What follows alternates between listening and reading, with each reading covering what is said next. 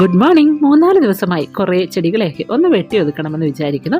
അപ്പോൾ അതും വിചാരിച്ചാണ് ഇന്ന് രാവിലെ മുറ്റത്തേക്ക് ഇറങ്ങിയിരിക്കുന്നത്.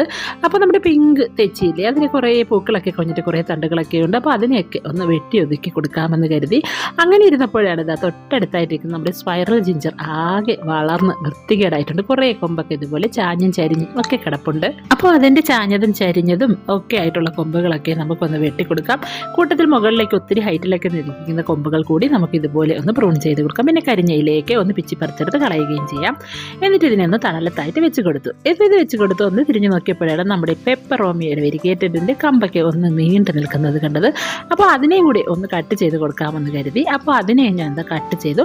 അപ്പോൾ ഒത്തിരി എണ്ണം കട്ട് ചെയ്ത് പിടിച്ചിരിക്കുന്നതാണ് ഈ എൻ്റെ കയ്യിലിരിക്കുന്നത്. ഒരു കൊമ്പും തന്നെ വെറുതെ കളയാൻ എനിക്ക് മനസ്സ് വരില്ല കേട്ടോ. അതുകൊണ്ട് തന്നെ ഒരു പോട്ടിൽ കുറച്ച് പോട്ടി മിക്സ് ഒക്കെ നിറച്ച് ഇതിനെ ഇതുപോലെ ഒന്ന് കുത്തി കൊടുക്കാം. അപ്പോൾ ഒത്തിരി കട്ടിങ്സ് ഇതുപോലെ കുത്തി കൊടുക്കുകയാണെങ്കിൽ നല്ല ബുഷി പോട്ടായിട്ട് വരികയും ചെയ്യും. വെറുതെ അങ്ങ് വെട്ടിക്കളയാനാണെങ്കിൽ പിന്നെ എന്തിനാണ് നമ്മൾ ഇത്ര കഷ്ടപ്പെട്ട് വളർത്തുന്നത് അല്ലേ? ആ ഒരു ചിന്താഗതിക്കാരിയാണ് ഞാനും കേട്ടോ.